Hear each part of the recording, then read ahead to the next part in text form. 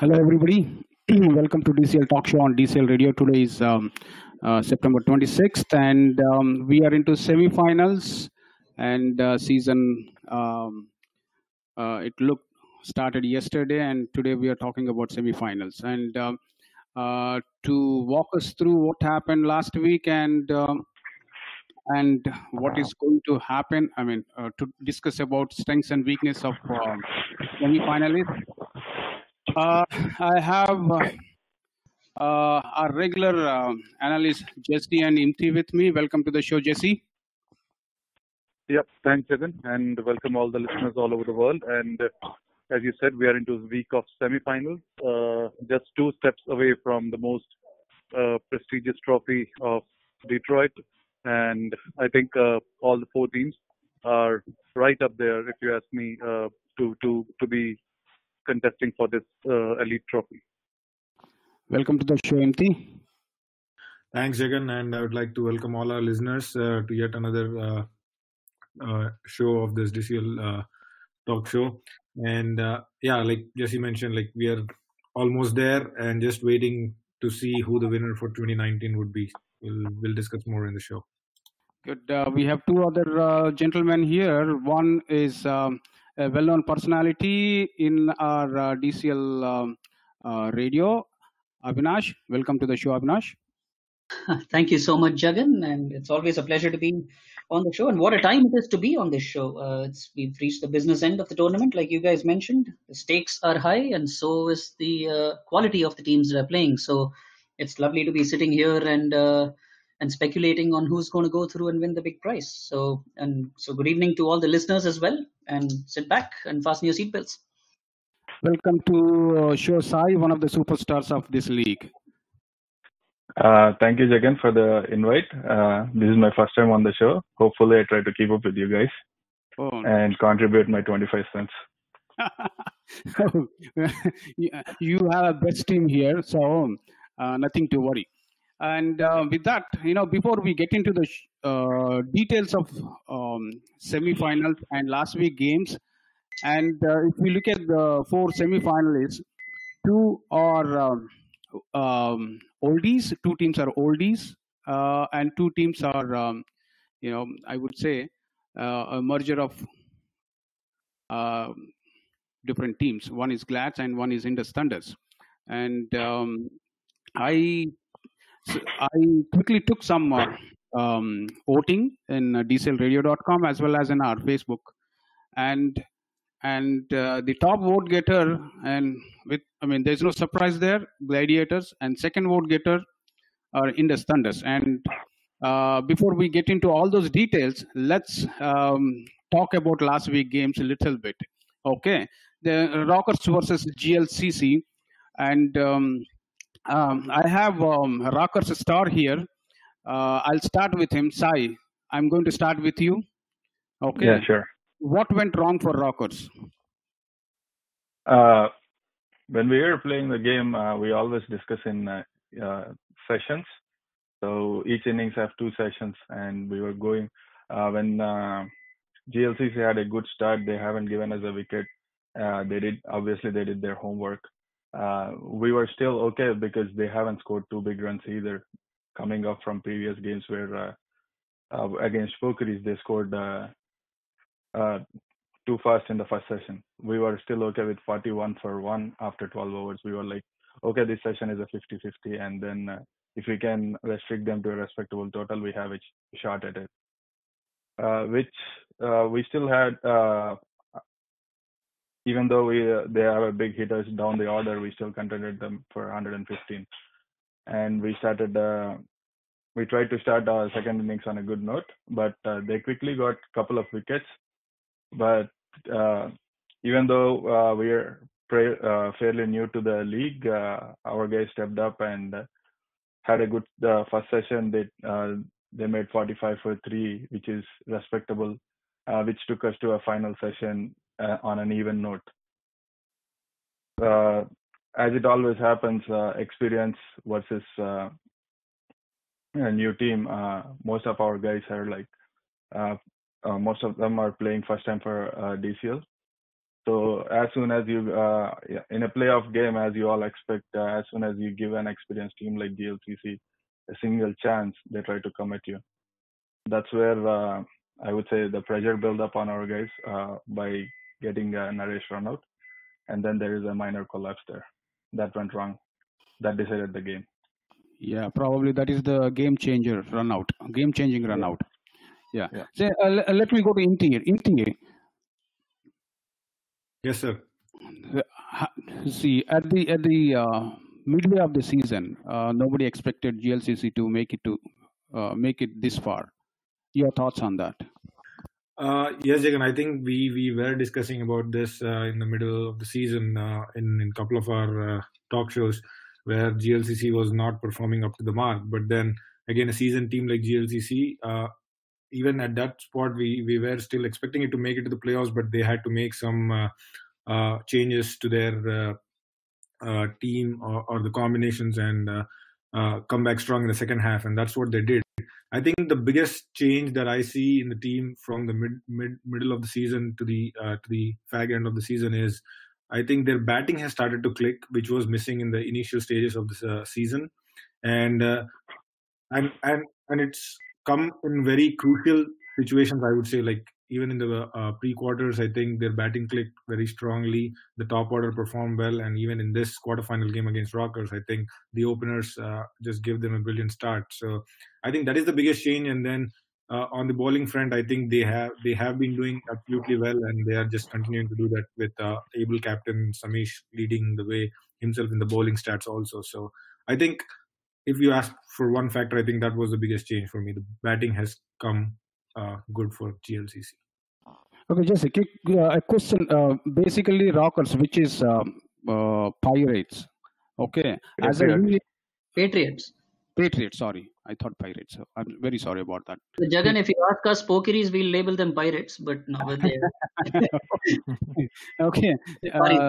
So see, very first time as a unit they played in DCL, and they though we all know that Rockets are a very good team. They made it to this far. Your thoughts on that?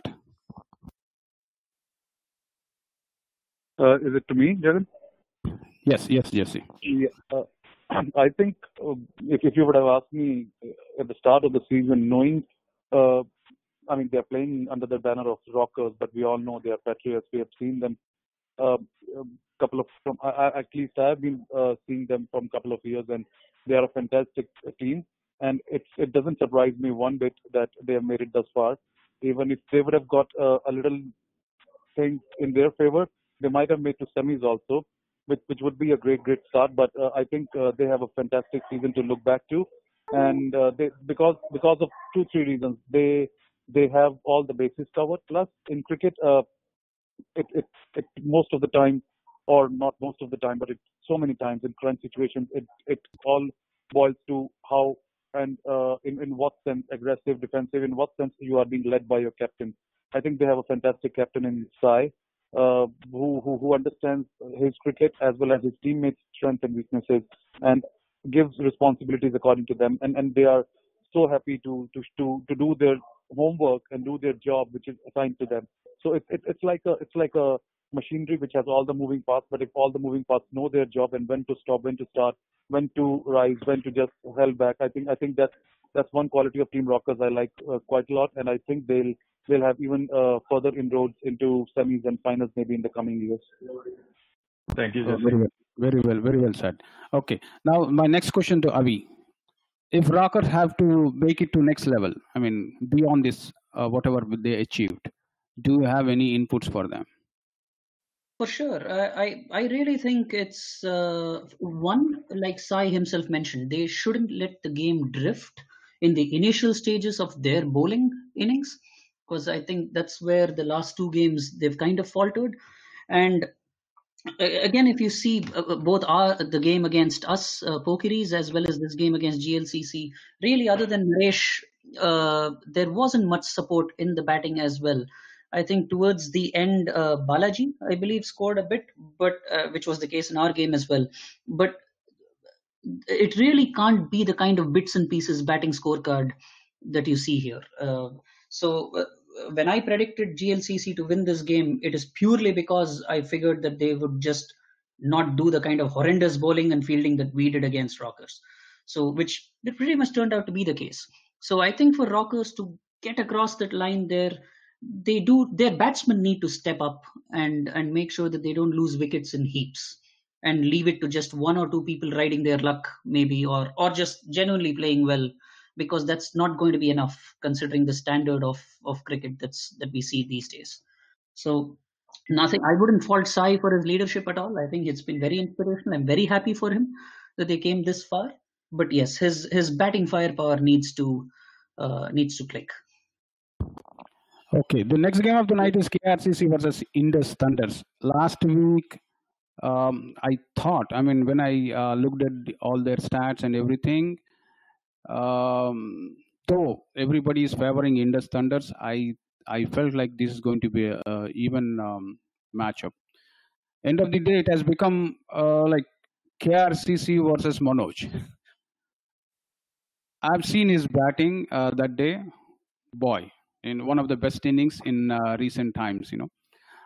I'll go to Sai. Sai, your thoughts, especially on Manoj. To talk about Manoj, I have been playing with him for a couple of years now, and when Indus Thunders won the toss and they choose to bat first, and Manoj is opening the innings throughout the season where he has all the practice that he needs, and the kind of player he is, if you set a platform for him, he's going to take the game away from you, and that's what proved on the day. There looks like the initial partnerships with Chetan and Vijay, there is literally no pressure on Manoj. There is no quick wickets or anything like that, and he went on scoring freely. And with a player like him, if you given that freeness, you know what he can do to the game, and he already proved it. Fantastic. Jesse, your thoughts on this game? Yeah, I think we were talking about Indus Thunder's batting sort of let them down in previous match and other couple of matches before that also. But as we predicted, at least I could see that this would be in favor of Indus Thunders, and especially because of their batting. If you ask me the strong suit of Indus, I think it's the batting, because the biggest thing, and I can say that from my first hand experiences, you need individuals in your team who are not just looking to survive, rather than thinking of scoring first. And if the ball isn't in their zone, or if they doesn't like it, that it's a low percentage shot if they would have to play, then they have the second intention of making it a dot.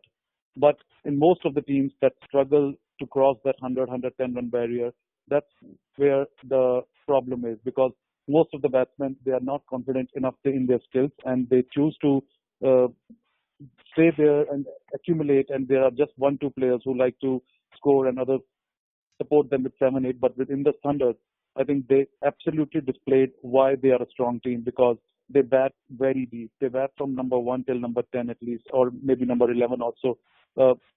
Some of their 9th and 11th batsmen are better than some of 1, 2, 3 of most of the teams, or at least 10, 15 teams I can see in the DCL. So that's the strength you got in your mind. The only thing is, you should not be backed down or bogged down by a couple of failures and start thinking of the alternate strategies and approaches. Because as a team, you have achieved, you have been a winner, you have been into playoffs almost all the time. They were unlucky last year to be eliminated by a strong team. But I think they absolutely displayed why they were a strong team, why they were favored before going into this game, is because of their batting, and their superstar is Manoj. I've seen him play a couple of innings. Couple of years back, I still remember that MIPL final. He was absolutely unreal. I so wish that match would have been recorded. It was a treat to the eyes. Absolutely control against such a quality bowling lineup. And as Sai rightly said, if he gets to 15-20 runs, if he gets into a zone where he thinks he's settled, then he'll just not bash everything. He'll pick and choose. He'll go towards the bowler. If he's not liking it, he'll convert it into singles. That's when you know he has intention of playing long innings. He's not there to throw. And when he makes and any top order batsman in a crunch situation in a quarterfinal, if he is giving you 66 runs, I think 75% of the match was done. But I still say KRCC were very, very good in their chase. They almost pulled it off had it been regular intervals, wickets at the regular interval. KRCC actually lost their most dynamic batsman in Maulik pretty early in the chase, and that created a setback in their mindset.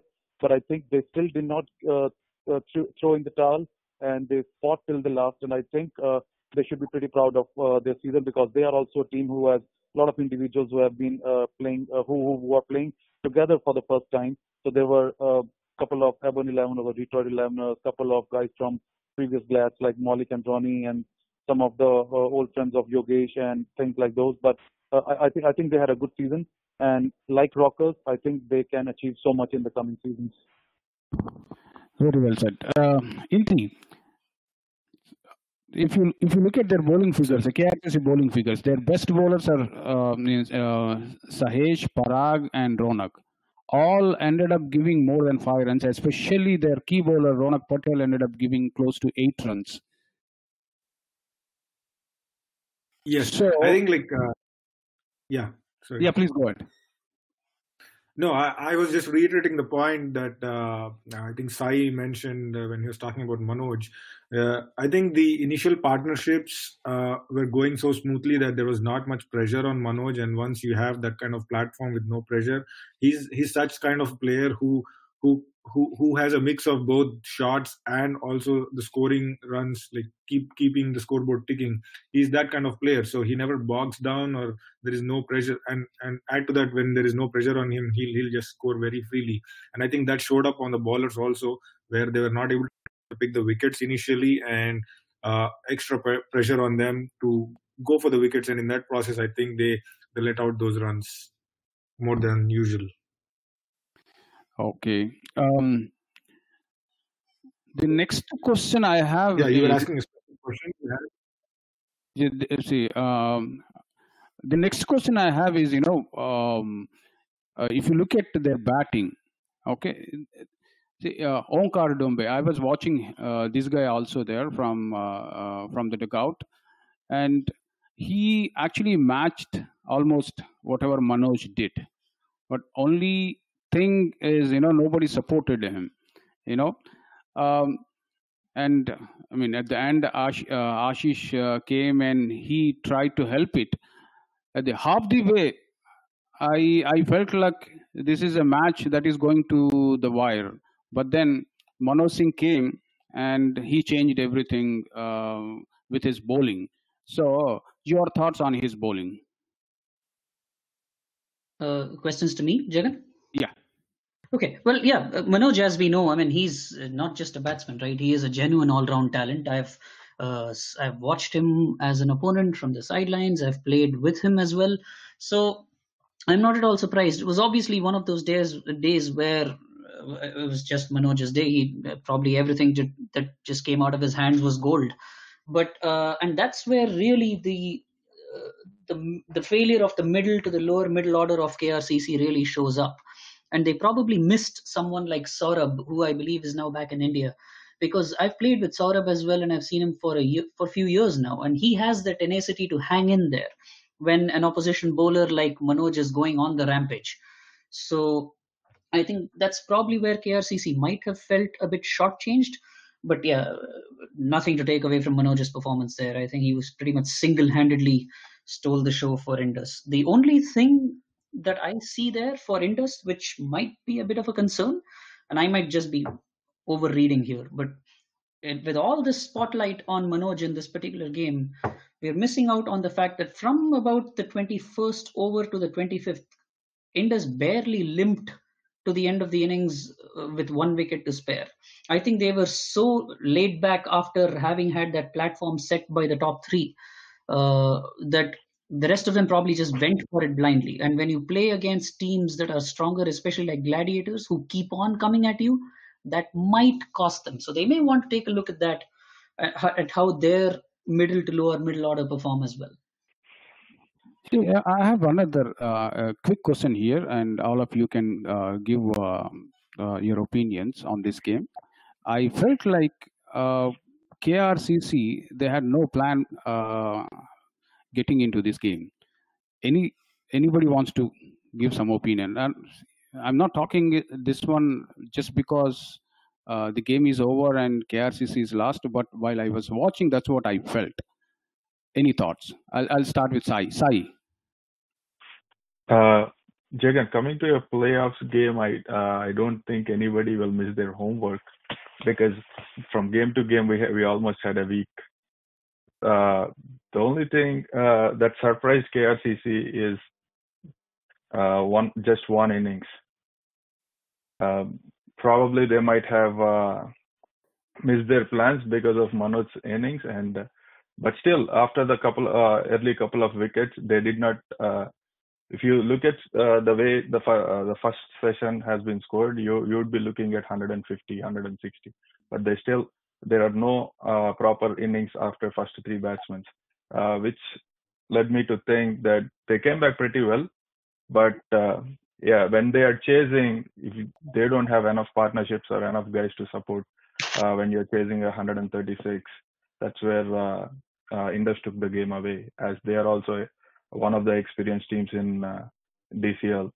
If you give them a loophole, they're definitely going to use it. That's what happened. That's a nice observation. Jesse, your thoughts?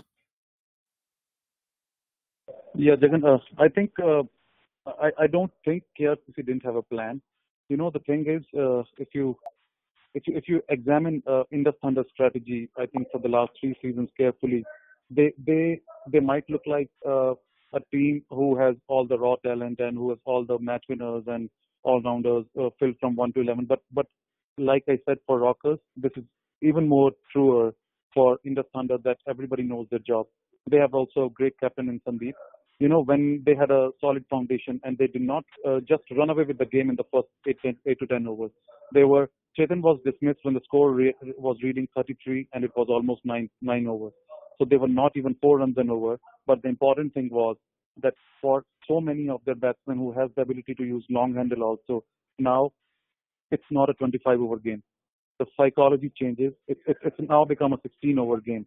So when KRCC would be thinking, guys, we actually haven't done that bad, but they were actually always about to chase the game because of the guys that would have come at number 3, 4, 5, and immediately Sandeep sent Vijay. And if you see his 14 runs of 17 balls, it includes 2 sixers, which means that he scored his 12 runs of 2 balls, and the rest 15 balls are consumed for scoring just 2 runs. And as a bowler, when you bowl those 3, 4 dots and suddenly a batsman hits you for a 6, you'll say, okay, that's one off. I'm in control. I can still get him.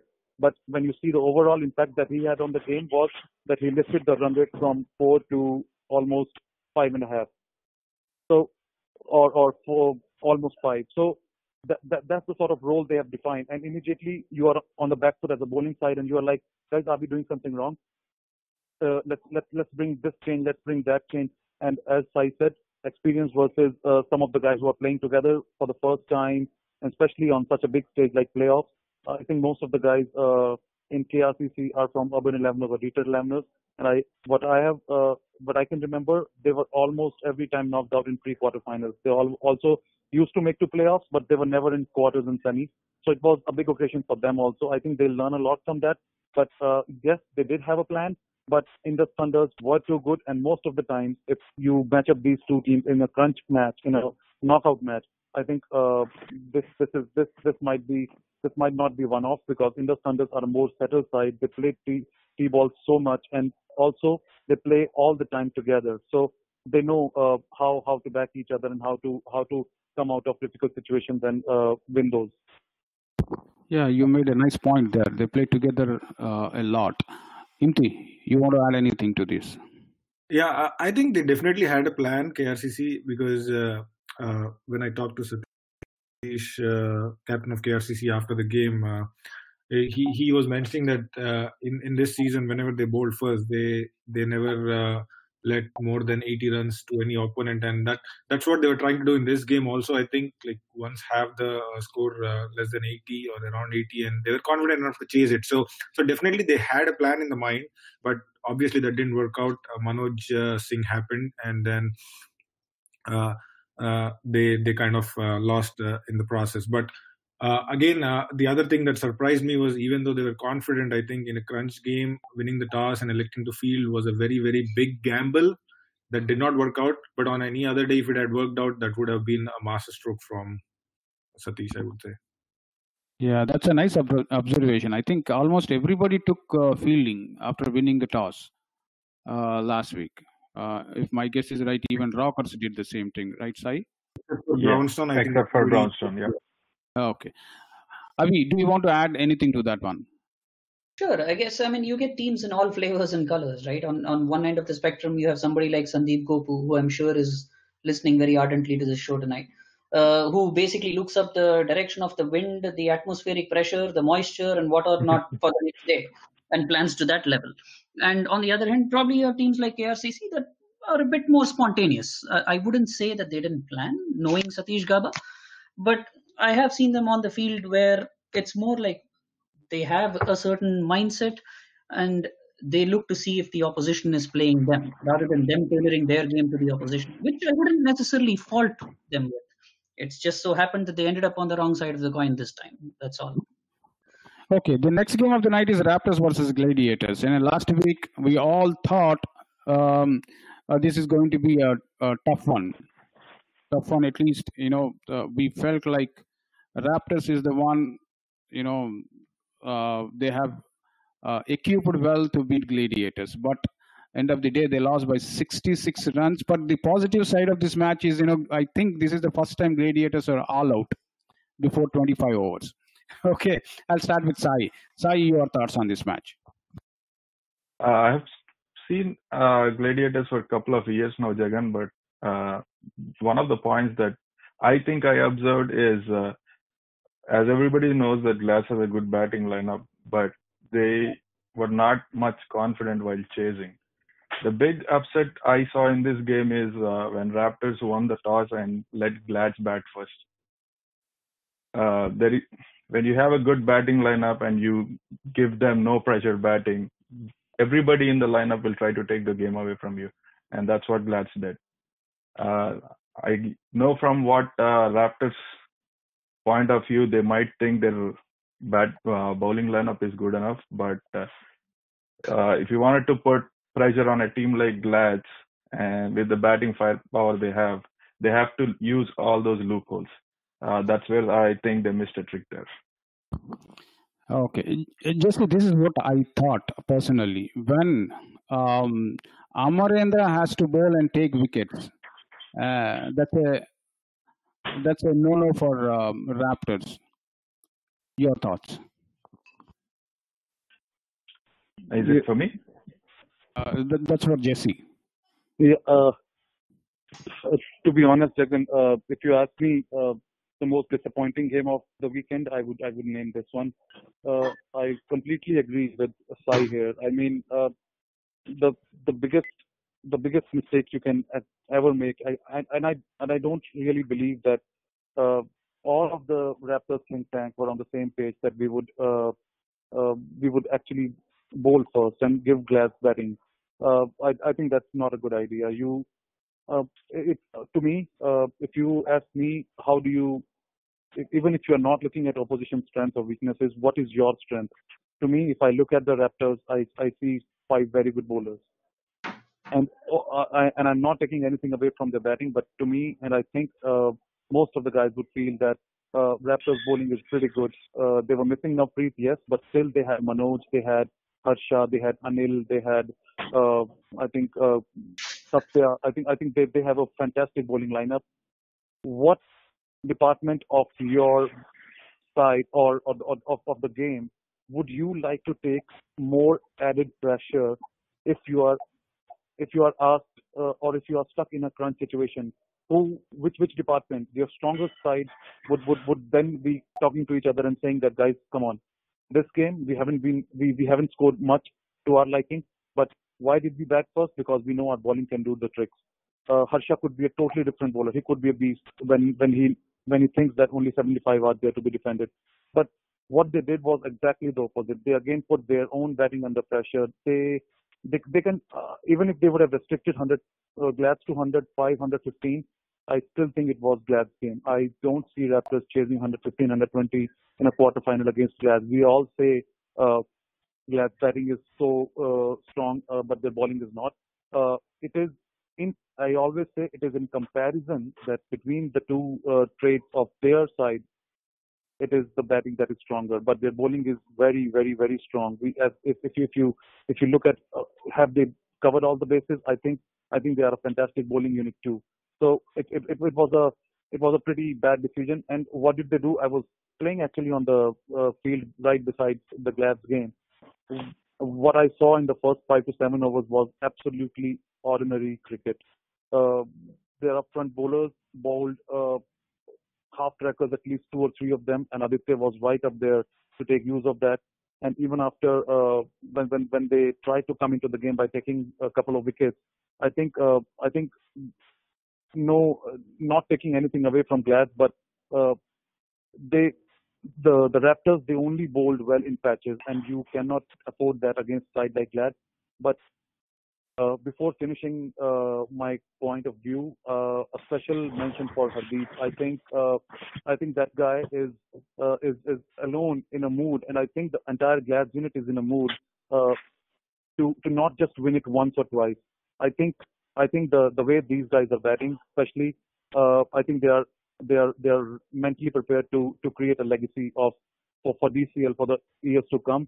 They do not want to just win one or twice. They want to dominate this league by winning that and winning that every match so convincingly that opponent is almost half shattered before coming into the arena on the game day. And Hardeep is actually the heartbeat of this team right now. More than Arjun, I would say it's Hardeep who is creating an impact, because you see both sides of it. People say Hardeep can only bash and hit sixes, but he actually took 40 plus balls for his 50 odd runs. That is not just a strike rate of 200 where he has gone into a situation and just slogged from the ball one and it was his day and he connected. No, it's not like that. He has a lot of method to the madness that he creates there. He waits for his balls. He waits for the bowler. He frustrates the bowler to come at him, and then his power comes into the picture. I think he's doing a great job. And on the other side, his other side was on display in the finals last year against Knockers when he had to show the patience also, and he actually did not throw the towel in and made sure that his side finishes on the right side. So I think a great job by Team Glad. They are actually proving that why they are so strong, why they are the best team to beat. And I think, but still, it's this match with the resources Raptors had, I think it could have been way better. Had some wise decisions and some more fight would have shown by Raptors team. Yeah, very well. I mean, especially Hardeep Singh, he matured a lot season after season, and now he is a dependable batsman in Gladiators unit. Imti, your thoughts on this game? Yes, Jagan. I think, like everybody was talking, winning the toss and electing to field was a very surprising decision. But I think if we just look back into the last 2 seasons for Raptors, I think that kind of affected the decision making. If you see 2 years ago, when they played against Gladiators in the playoff game, they chased the game and they won it. And then last year, when they played against Pokeries, I think they batted first and lost the game. I'm just contemplating at this point, maybe that played on the mind of Raptors captain. But again, like prior seasons are prior seasons, and it's an entirely different team, or the personnel on the team are different on both the sides. So it should have been thought from a fresh perspective.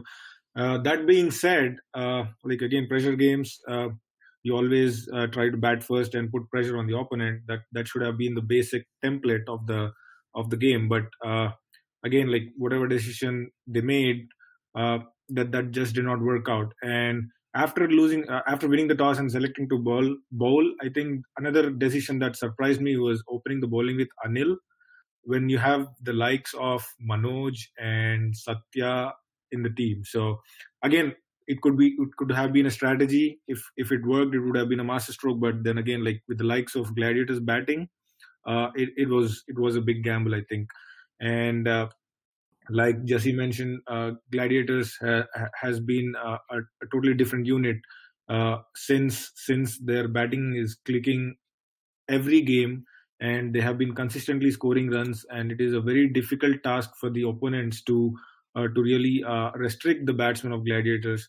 And when you have Hardeep Singh, who has who like everybody has been talking about, has transformed his game from just hitting hard to a more uh, like skillful game where wait for your balls and then keep the scoreboard ticking kind of innings. That those are the kind of players that change or inspire the entire team, where when they perform, the entire team does well. So I think Hardeep is one of those key members in the Gladiators team. And yeah, I think Gladiators is looking very, very confident, and it's a team to beat. Yeah, I would say. Okay, and so I'm not. I just want to read some messages here, and this is opposition should have variations in bowling, which Raptors didn't have. That's from one of the listeners. I'm not taking the name. Okay, and there is another text which said Glads were all out few times in the league games. This is not the first time they were all out. Okay, that's a nice observation. And Avi, okay, so this is a question for you, and you can answer this one. And one of the listeners thinks Raptors didn't have the variation to beat Gladiators, and there's no. I mean, he thinks there's no way Raptors would have won this game, even if even if they batted first. What do you say? Avi, are you there? Somehow we lost Avi, I think. My apologies. I was on mute. My apologies. Okay. So yeah, no, I guess like Imti or somebody made the point, right? I mean, just considering the sheer strength of Gladiators, I don't mean to sound condescending to the Raptors team, but just the sheer strength of Gladiators, like Imti said, makes them the team to beat. And it is a quite daunting challenge. I mean, the way I liken Gladiators to the Chakravyuha in Mahabharata, right? And it's just layer after layer after layer. You're just fatigued by the time you reach their middle order. So, and a key point, we've been talking about Hardeep, and justifiably so. But if you look at that, a key point even in this game, the two partnerships of almost 40 runs that they stitched in between, even when they had lost a wicket early on, and then subsequently. So between the second and the 8th overs, and the 15th and the 20th overs. That is the strength of Gladiators. They will keep coming at you. They have the firepower to regroup, keep their head, and take the attack to the opposition. So, yes, I kind of agree with whatever the listener said. It was a pretty daunting task for the Raptors, probably. And yes, Glads definitely seem to be wanting to make a statement, like Jesse mentioned, and they, as of now, they're well on their way to making that statement. Okay, the next game of the night is Blazers versus Brownstone, and I leave it to only two persons, Jesse and Imti, and after that we'll get into our predictions mode, and we will be discussing about strengths and weakness of the semi-finalists, and also I'll give some announcement about Corporate Cup. Jesse, I'll start with you. What went wrong and what went right? What do you think about this game? Yeah, I think not much actually went wrong in the first half for Blazers. If you tell me as a player who was playing that game that you need to chase 101 against Brownstown, I think I would take it, to be honest, because they actually have, like Gladiators, they actually have at least 4 to 5 players who are just waiting for the bowlers to bowl anything at any pace or spin, medium, fast, just in their arc, and all they do is hit sixes. I mean, they are such skilled batsmen in their own skills, I think it's a pretty daunting task when you see a batsman ready and his entire body language is telling you, just come and I'll hit you out of the park. So I think it was a pretty good job done by the bowlers by restricting them to 100. It was a pretty good plan, bowling and good execution led by the skipper Imtiaz, who was I think phenomenal on the given day. He actually took the most important wickets at the most important time, and a couple of guys who were actually about to take the game away, he brought himself back at the very crunch situation and dismissed them, which I think brought Blazers back into the game. But I think Brownstown also are a side who reads and who analyzes a lot of things before coming into a game, and I think they had a confidence that they can defend 100. And the way they started, it was absolutely brilliant. They did not even concede more than 2-3 extras in the first 15-16 overs. They were right on the money. Express pace. Adnan Ali in particular was fabulous with the ball in hand. He was very pacey. He was bowling into areas which most of the time would trouble any batsman because of the length with that pace. And I think top order of the Blazers did not have too many answers to the questions being asked, because actually they were tough questions. And once it was a break time, and the Blazers were reading less than 20, I guess, in 12 overs with the loss of 3 to 4 wickets, I guess, or even more. I think 5 wickets. It was always a chase for Blazers, which would most of the times be far away, no matter how much you try. But there was a decent partnership between Imtiaz and me, and then me and Vimal. Me and Vimal actually took the game to a situation where the odds were improved so heavily for Blazers that had a little more application by those two batsmen, and especially me. If the game situation was read a little bit more wisely and with a bit more better temperament, I think the result might have been different. But as I said, with the quality bowling of Brownstown and with the situation that they got themselves into after the first half of their bowling, I think most of the time the result would have been the same. And I think on a given day, if you ask me, yes, the better team won actually. Okay, into your thoughts. Yeah, I think Jesse summed it up well, but some more points that I wanted to add was, I think the main difference between both the teams was the batting performances, I would say, because on one side, when Brownstown were batting, like they were at 19 for 2 in the first 10 overs, I think, and from that point they recovered to scoring 100 runs. So the second half they kind of gained that momentum and came back into the game and put pressure on the Blazers bowling attack. Even though Blazers came back at the right times and kind of maybe restricted them to a lesser score than what they were actually looking at when those big hits were being hit. I think overall, but from the position that Blazers started, where I was saying like they were at 19 for 2 at the end of 10 overs, I think in the end 100 runs was still acceptable, but even it could have been a 15-20 runs lesser than the final target of 100 runs.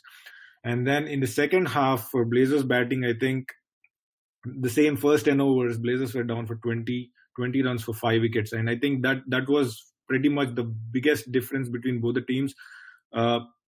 Even though the score was similar, but the loss of wickets, losing 5 wickets compared to the 2 from Brownstown, I think that kind of took the game away from Blazers. But then again, we are talking about this game so much only because of one guy who took it to the very last. And it is a perfect example, if I can say, that the game is not over until it's over. So you never know what can happen, because if you stick to play the entire 25 overs and you try scoring those runs slowly, and eventually sometimes you get the loose balls and then you can hit them, and then slowly and well, but you can still accumulate those runs and get closer. And I think this was a perfect example. If any team has to learn from this game, I think it is that aspect where you shouldn't be just giving up at any moment in crunch games. So again, it was a fantastic innings from Jasneet. Unlucky that he ended up on the losing side, but I would say it could have been a very, very different result if luck favored our teams in this game. Very well said. Game is not over until it is really over, especially when you are chasing and you have Jesse in your team. Okay, and with that, I'll get into quickly the last session. And before we go into that session, I just would like to give a quick announcement here. And yesterday in Corporate Cup, two semi-finals happened. One was between Tata and Ford won there, very huge, just like Gladiators here. And the other semi-finals was between BCBS and Fiat Chrysler, and BCBS won that game in a very tense match. And congratulations to both the teams. And I request entire our DCL family to come over there on Wednesday. Finals is on Wednesday in DSP. It's on October 2nd in DSP. Game start time is 6:30. Okay, and with that, I'll quickly jump into. Once again, I'll congratulate both the teams for making it to finals of first edition of Corporate Cup conducted by Detroit Cricket League. And with that, I'll quickly jump into our weekend games. Brownstone versus Gladiators, Indus Thunders versus GLCC. Before I go to the specific, first game, I would like to remind all our, my team here that, out of all these four teams, three teams are from Pool C. And last week, Rashid, Brownstone captain Rashid clearly said that, it's going to be Pool C. Pool C is what is going to be make it to the semifinals majority. That's what he said, and that's what happened. With that, I'll go to the first game, Brownstone versus Gladiators, and I'll start with Sai. Sai, who's your pick? For an overall game perspective, I would pick Glads because of amount of homework they do, the planning they have, and the firepower, the way they build up the team. As for planning, I wanted to add a point that I came across recently, that they even plan which side to broom on the field. That really took me as a surprise. So to have some team with the amount of firepower of the team they got, they even take that extra mile to plan to that extent. They're always a team to beat, like other guys said. But I would still support Brownstone just so Glass have a competition. Okay. Do you give any chance to Brownstone? Any chance? On a given day on a cricket field, you can't really say a single team is going to win. So definitely they have their chances, but they have to turn. They can't leave any stone unturned if they wanted to win against Glass. Okay, like said, to beat Gladiators, one needs variation in the bowling. You think Brownstone have that bowling variation from your observation? I can't 100% agree with you. Definitely need variation on a playoff game. All you need is your temperament is what dictates a playoff game, is what I believe. Brownstone definitely have a very good bowling lineup, like Jasneet was talking about earlier. So, yeah, I think they have better bowling. Okay, Jesse, this is the game you are looking for. Yes. So, see, if you, after seeing so much in this league, especially if we are talking about this year in particular, you asked me for a matchup. I'll say it's Glass versus Brownstone. A best contest that I want to say is freaks versus freaks. I know Glass are the biggest freaks, but if you ask me who comes second, and not by a huge margin also, I would say Brownstone. You give them a situation, an impossible situation, and throw in names. Who can chase 110? 100 remaining runs in 10 overs with just 2 wickets in hand. I think I'll pick Brownstone more than Glass in that situation, because that's what they are. That's what they bring onto the table.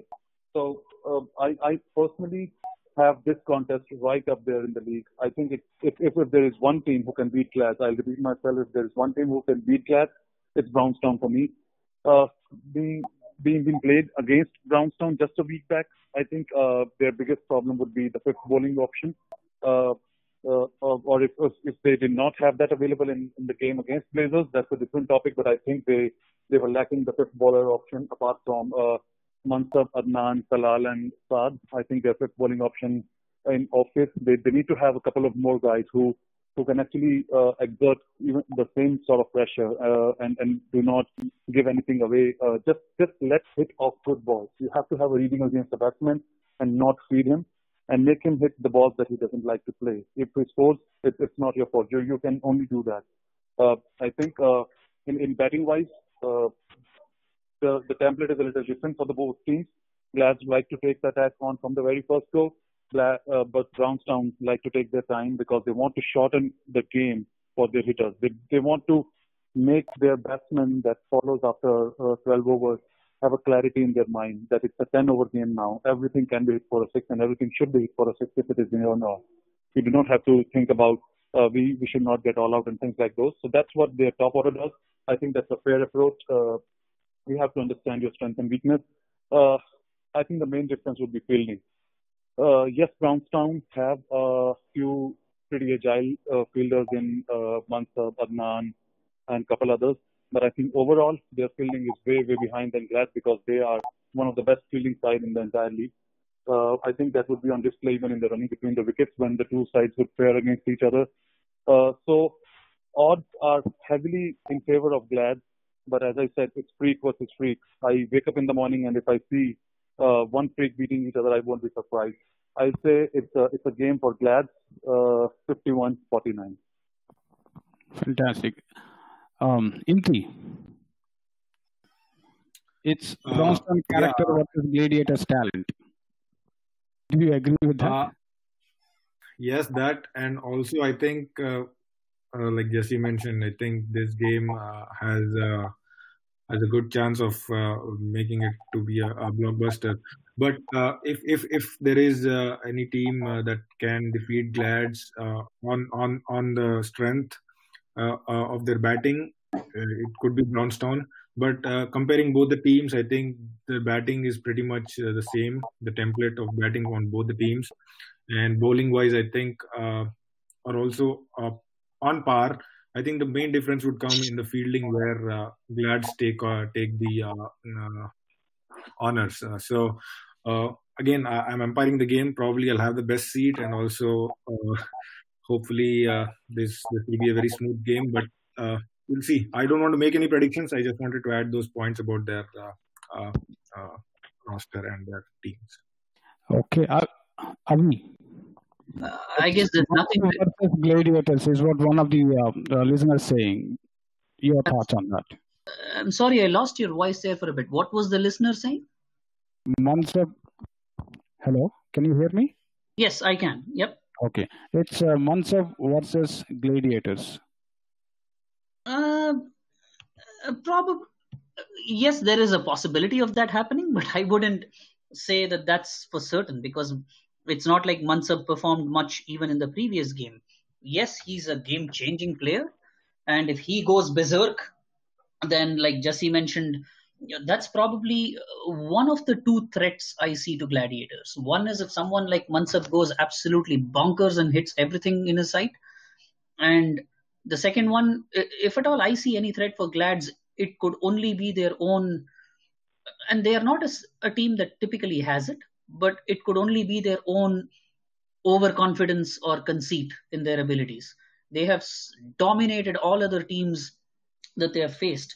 So that could be the only thing that could cause a slip up.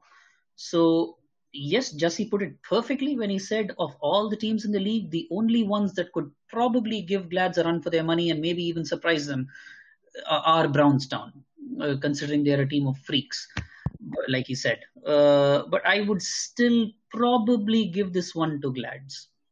So overall it is Glads, right? Yes, again, Jesse put it perfectly, 51-49.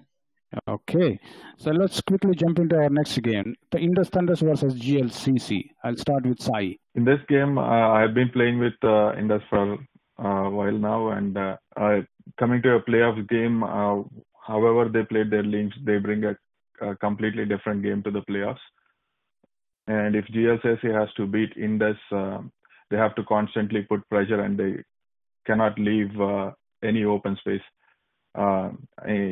In other words, to say, don't give them breathing space. That's the only way GLCC can overcome Indus with the lineup they got, at least for this year. This game I would give to Indus. Okay.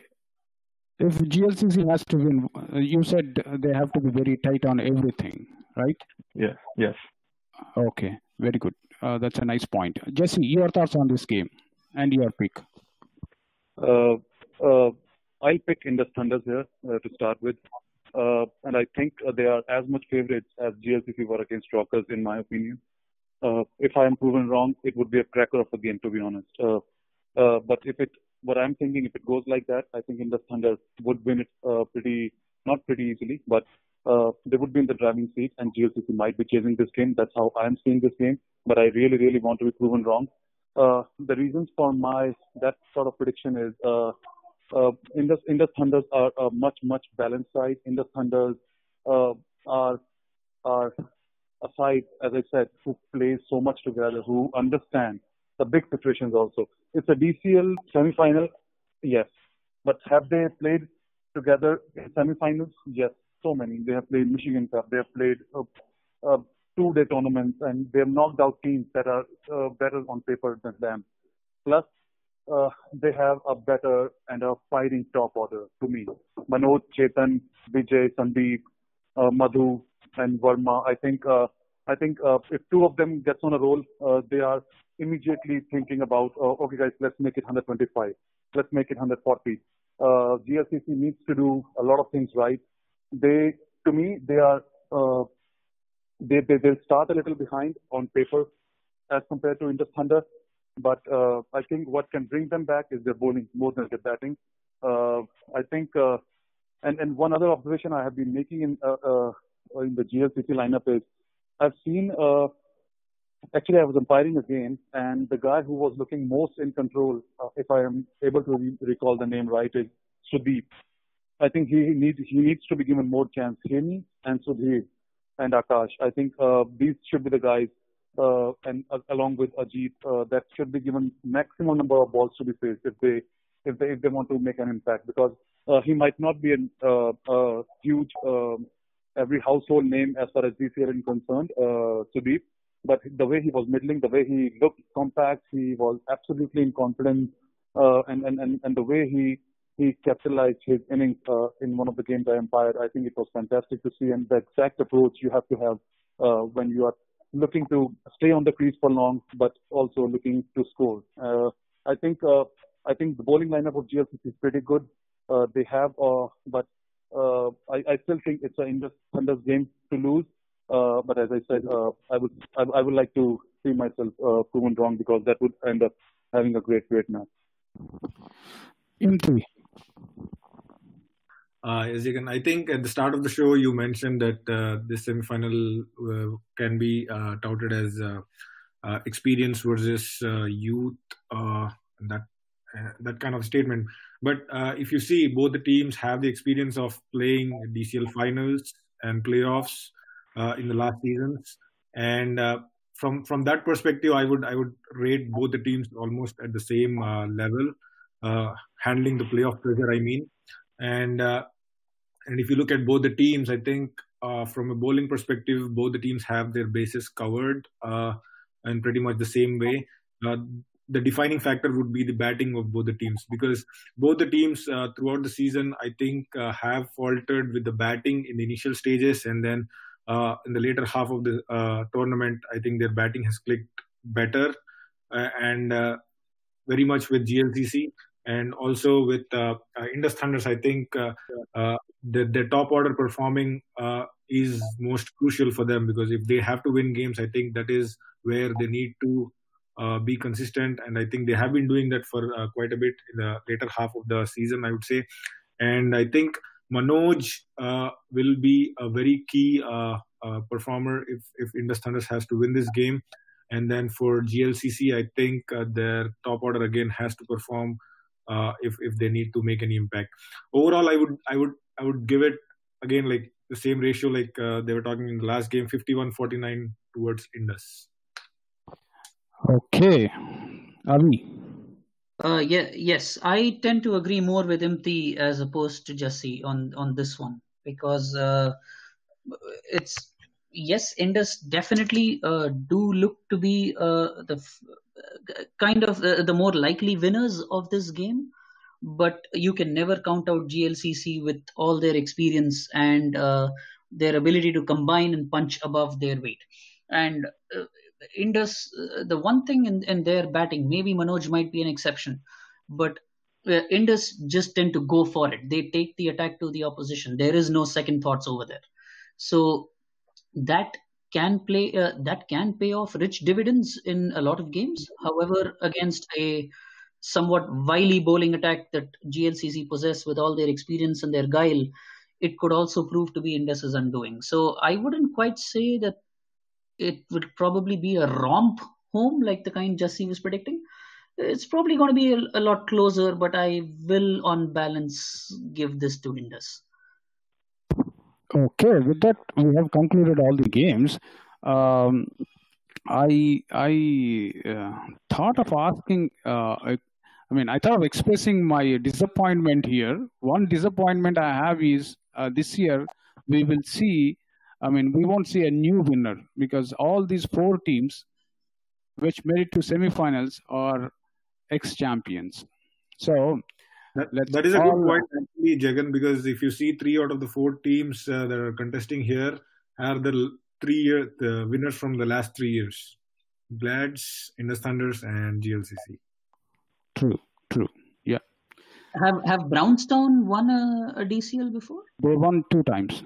Oh wow! Okay. Yeah, they beat GLCC once. They beat Zips once. In 2005, Brownstown won, and then after that, in 2009, I guess they won again, beating GLCC in the finals. Okay. Wow. So all these are ex-champions. They have experience how to play in knockout games, and I'm hoping cracker of games, and especially the Brownstown Gladiators. Off the fields, very good friends, and Indus Thunders GLCC off the field, very good friends. So I want to, it's going to be a nice game. Okay, and with that, I'll go to our analysts for last words before concluding our show, and I'll start with Jesse tonight. Yeah, Jagan, I think we are actually in the most exciting part of the tournament now. 2 of the most fantastic matches to be played. I know there have been much interesting matchups even in the league stage, but trust me, this is for everyone who is planning to watch it or otherwise. Do go there, watch it, because that's the highest skill for the highest of the stage. This can't get better than this. Do plan to watch it, and all the best to umpires for officiating such high pressure games, and all the best to all the players involved, and may the best team win. Okay, Jesse, before I go to Imti, I just want to ask you a quick question. Out of all these 4 teams, which team you think have best bowling attack? Best bowling attack.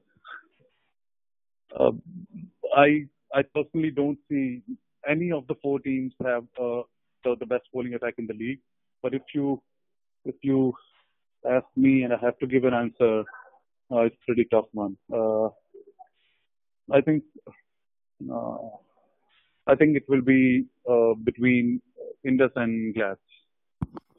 Okay. Yeah.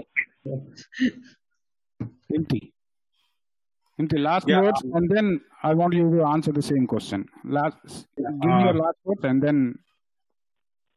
I would like to thank all our listeners for tuning in day out. And I think, like Jesse mentioned, we are in the business end of the tournament, a very exciting stage. I'll wish all the 4 teams playing this weekend all the best, and would like to advise play fair and play hard, and may the best team win, and good luck to all the umpires also.